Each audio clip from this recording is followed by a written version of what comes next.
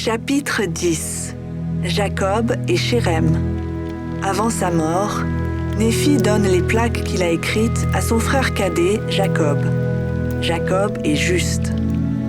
Néphi dit à Jacob d'écrire ce qui aidera le peuple à croire en Jésus-Christ. Néphi donne à Jacob le pouvoir d'être prêtre dans l'Église et d'enseigner la parole de Dieu aux Néphites. Après la mort de Néphi, beaucoup de Néphites deviennent méchants. Jacob instruit le peuple et lui dit de se repentir de ses mauvaises actions.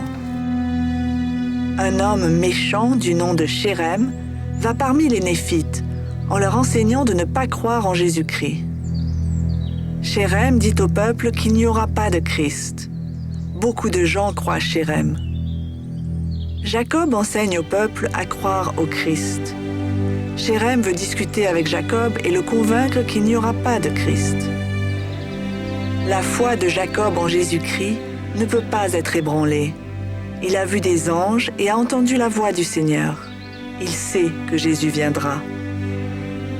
Le Saint-Esprit est avec Jacob lorsqu'il témoigne de Jésus-Christ à Shérem. Shérem demande qu'on lui montre un signe. Il veut que Jacob prouve que Dieu existe. Il veut voir un miracle. Jacob ne veut pas demander de signe à Dieu.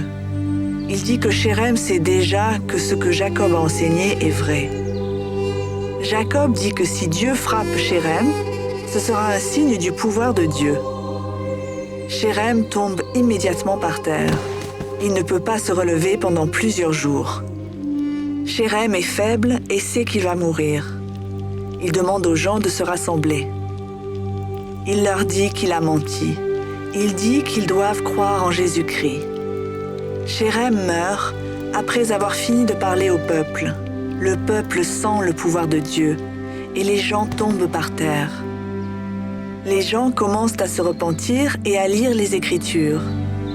Ils vivent en paix et dans l'amour. Jacob est heureux et sait que Dieu a répondu à ses prières.